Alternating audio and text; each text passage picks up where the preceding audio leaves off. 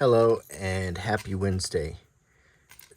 So if you recognize this, then you know what I'm going to be talking about here. I'm going to be talking about my favorite game of all time at this point, and this well-used game guide for it. Yes, I'm talking about The Witcher Wild Hunt and the Prima Games game guide. And this is probably the best game guide out there for The Witcher Wild Hunt. It's quite a thick book, and I keep this in my bookcase because I have so much love for the game. So I thought I would show you some things in the guide and talk a little bit about The Witcher Wild Hunt and how much I really like it. So as you can see, this is a paperback guide by Prima. Has the same artwork that you find on the game, and I play the platform version. I'm not sure. I'm not much of a console gamer, or is that what it's called? When gamers use computers, or I don't do it like that. So it says official game guide, complete every quest, Witcher 3 Wild Hunt, CD Projekt Red. On the back, there's a mobile-friendly guide you can get, and it discusses some of the features, a comprehensive walkthrough, multiple endings, a complete bestiary, which means an index of all of the creatures that you'll face and meet in the game, and it basically says the ultimate guide for your journey. So, The Witcher Wild Hunt.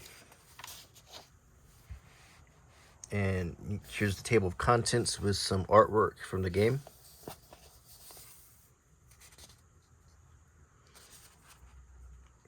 Here's a foreword. And in the table of contents, we have a foreword, an introduction and characters, how to use the guide, training, walking the Witcher's path, which is basically a discussion of character abilities, a quest walkthrough,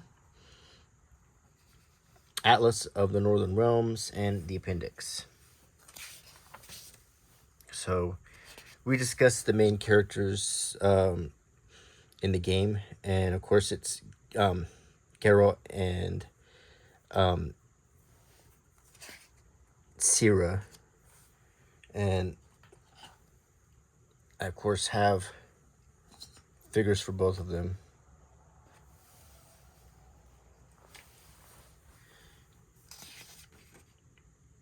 Witchers, and it talks a little bit about Witchers, and this is the third game, but it's also the first game many of us have played.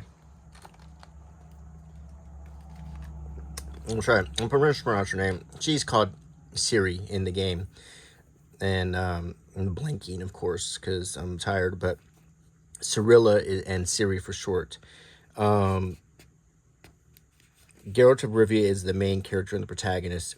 He's a witcher. He carries two swords, a silver sword and a steel sword, one for fighting men and one for fighting beasts. Ciri is like his adoptive daughter. Witchers are sterile, so he's not her actual father, but he's a father figure to her. And then we get to the lesser characters, other Witchers, Lambert, Vesemir, and Eskel. Dandelion is the narrator of the game, and he references a lot of the prior games. Radabad, Triss, Marigold, Yennefer, and Kira are three of his off and on girlfriends, and then Philippa is a blind witch.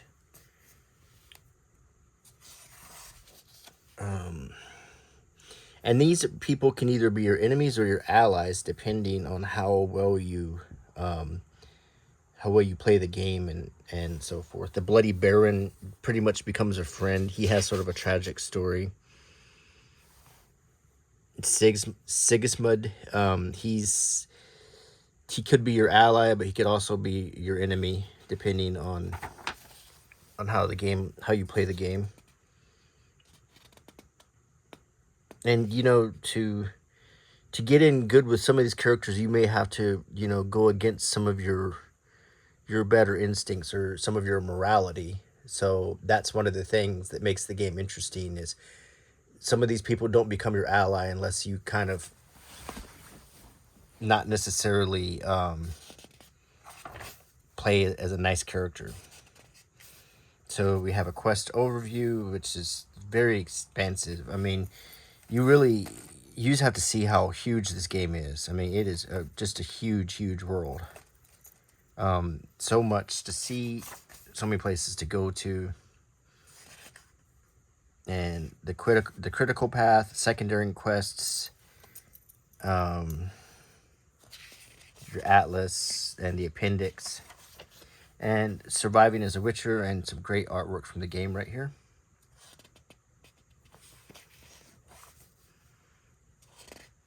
And it shows you some gameplay, and there's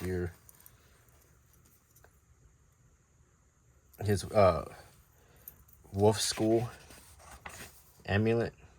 It throbs whenever he's around magic.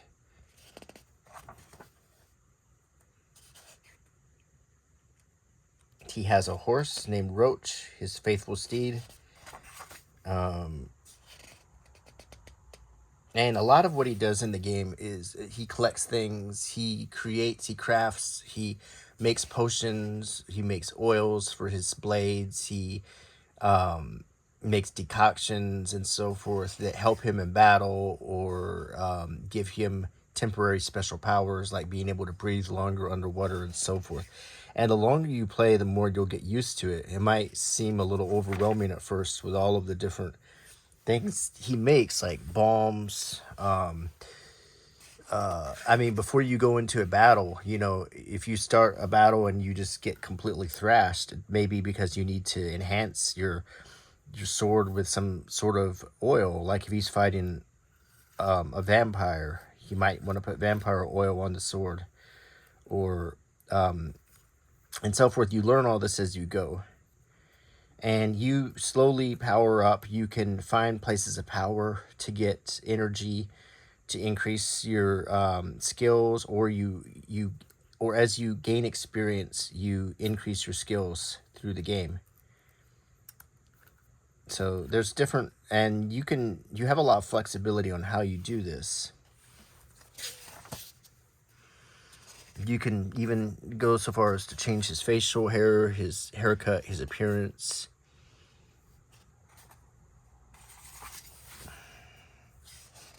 You can improve weapons with runes, repair them when they get worn down, sharpen them. You have a crossbow,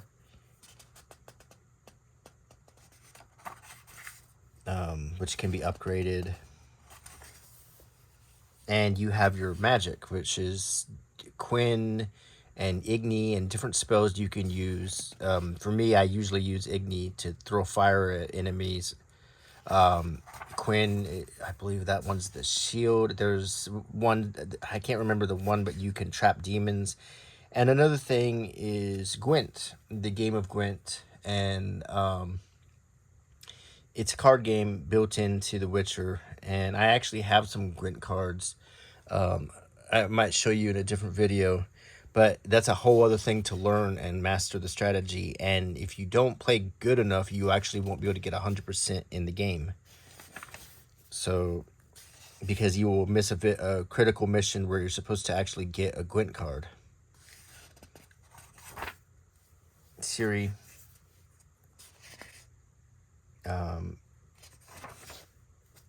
Geralt.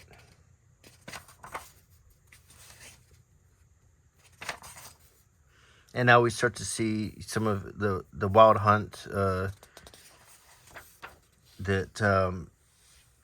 is like the climax of the game. We get to where you start out in White Orchard, which is like an easy zone, almost safe.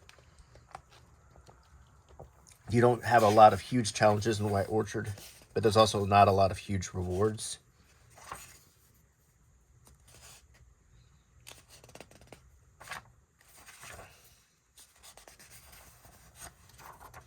and we go through different quests, and you get tips on how to maximize the quest, how to find hidden things, how to defeat whatever enemy you're on. Velen is no man's land. It's a swampy area full of all kinds of ghouls, and there's witches. The Baron is in control of the area. You need to get in with him, and and one thing I like about The Witcher is all of the different lands are very distinct. Like Skellig is a group of islands, and Velen is like this swampy, inland place. White Orchard is an inland place, and then you have Novigrad, which is like a big city.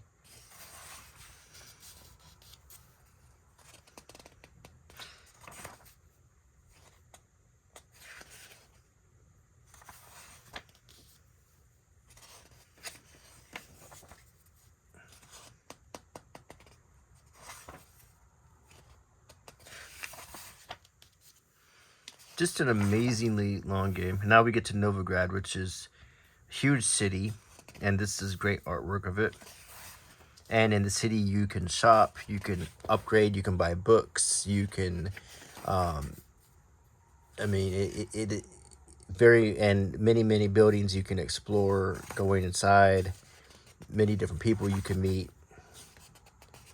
And don't forget to dive into the water and see what's there. I mean, there is just surprises and secrets hidden all over the game.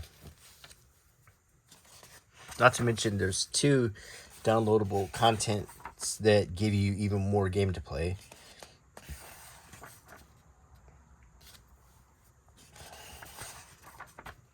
Now, I've played through the main game once completely, and I'm on my second playthrough. I played through one of the downloadable contents, and I'm finishing the other one. One adds a whole new land into your game, and kind of like France almost. It's like, because I think The Witcher is sort of like Poland and maybe like Scandinavia. So one of the downloadable contents adds sort of a France into your game with French sounding names.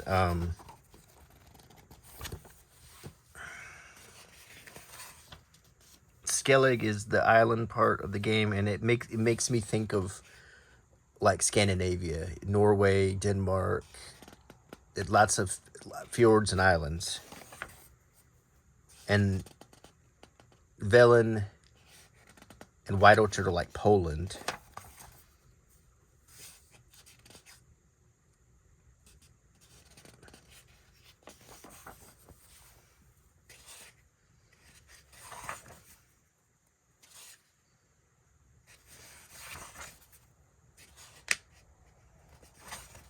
Another thing I like about the game is the humor. It has a tremendous sense of humor, and Geralt is full of one-liners, and you can make him as businesslike or sarcastic as you want as you play. And the sarcastic response is funny when you have interactions with other characters. It's definitely a lot of fun. And he's sort of a kind of a grumpy old man character is the best way to describe him.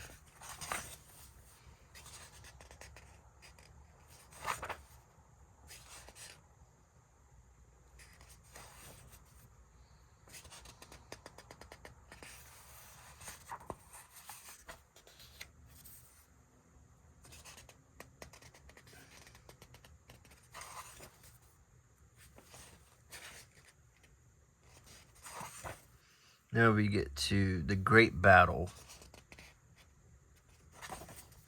And it takes place where you start in the game, in the Witcher sort of like home base. And at this point of the game, it all comes together, and whichever characters you became friends with or sort of recruited will help you, and which ones you didn't won't. So you can have a bigger army or a smaller army, depending.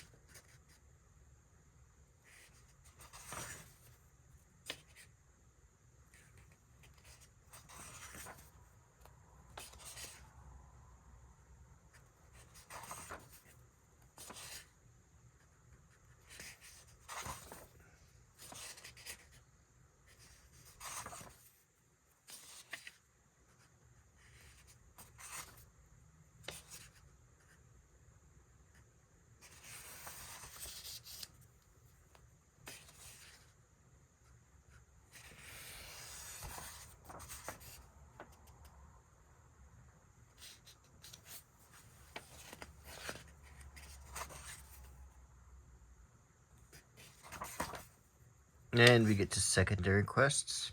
I like this picture. The weather is also dynamic in the game. You'll come across rain and different types of weather. I think there's snow, if I recall. Um, it, it's and of course night and day, and things are consistent with night and day too. Like stores are not open at night. It's things like that or make the game more realistic.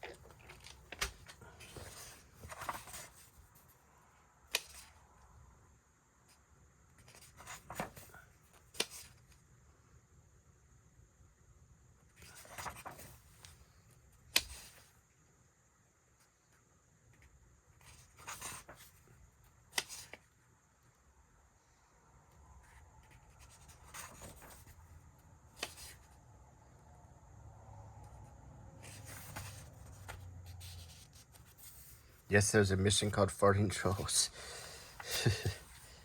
And there's a lot of humor in the game, and some of it's a little bit like goofy.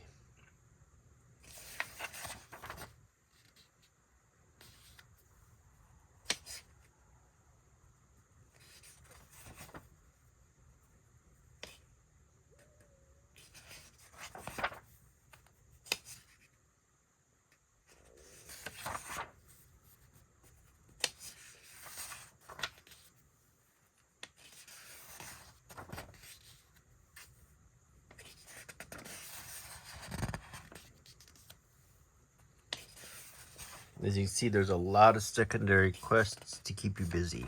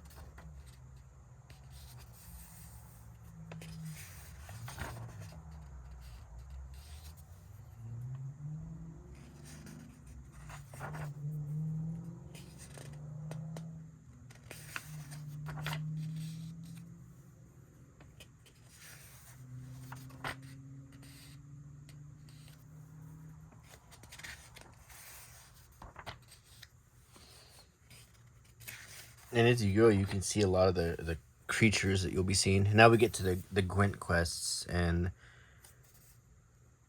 it tells you what Gwent cards you can win, and this is a good way to kind of keep track of what Gwent cards you have, because after a while there's so many, and you see the same, you know, you go back to an end and you forget if you ever played the guy, you forget if you beat him. So, and you don't want to go through all of that and not get a card. Believe me.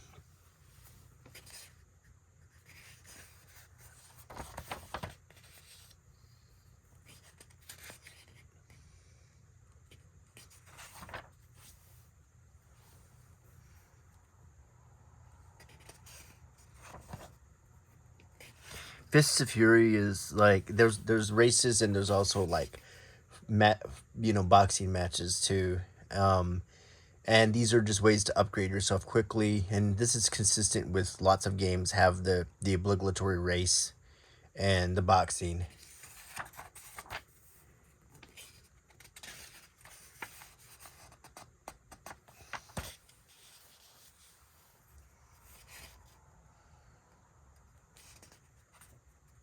And these are the maps of the race. I found the races to be quite easy, all of them. I mean, I didn't think that any of them were hard. Oh, my stomach is starting to growl. Probably should have eaten before I did this.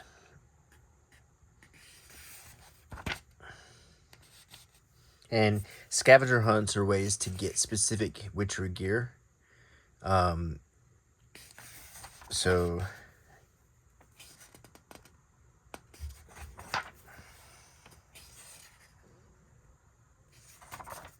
there's so much gear in this game, though. After a while, I'm more looking at if there's a green upward arrow than anything else. So, because I just want to have the best gear so I won't get killed real fast.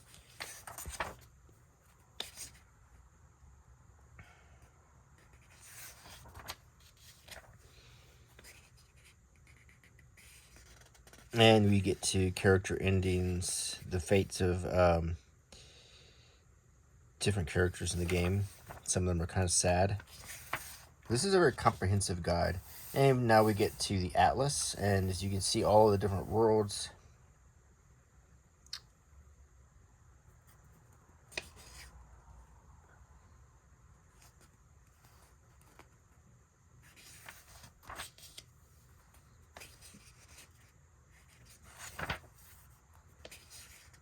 And it gives you the way to read the different parts of the map, like blacksmiths, herbalists, and so forth.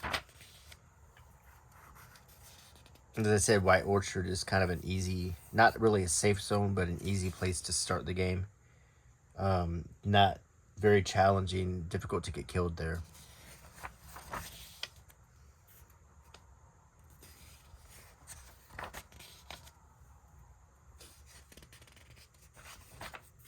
This is a pretty good guide, as you can see. It covers almost everything that I can think of.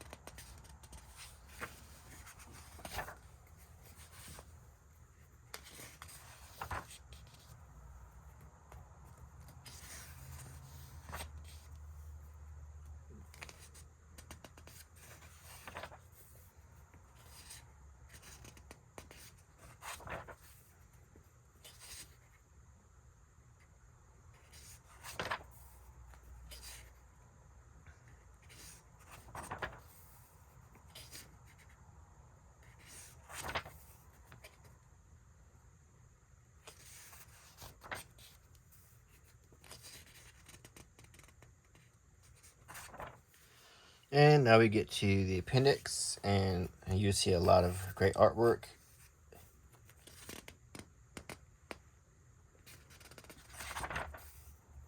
The bestiary, all of the different bears, wolves, all kinds of magical creatures, undead, golems. You'll deal with sphinxes, succubuses, giant insects.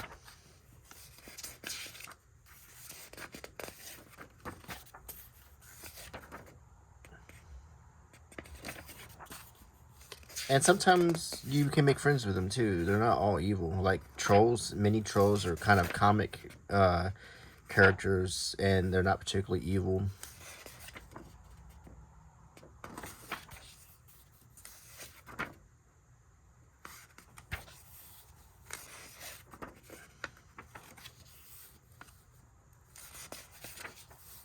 And places of power, so you can upgrade.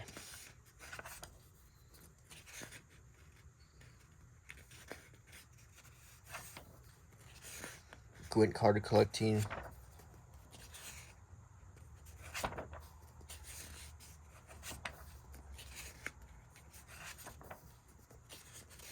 Different achievements and trophies you can get. And your inventory.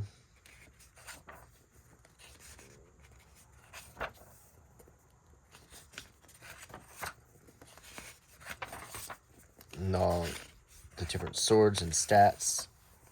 There's so many, as you can see.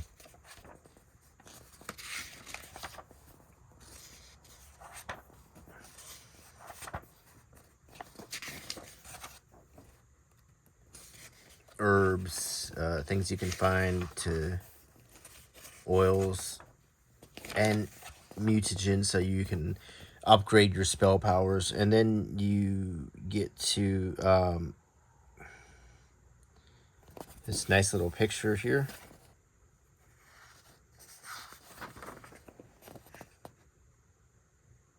Acknowledgements. And a comic book ad for The Witcher Fox Children. So I hope you enjoyed this, and if you haven't played The Witcher, I highly recommend you play it. It's a lot of fun, and as you can see, it's very expansive. So anyway, I hope you liked the video, and if you haven't done so, please subscribe to my channel and give me a thumbs up and leave a comment. And until next time, bye.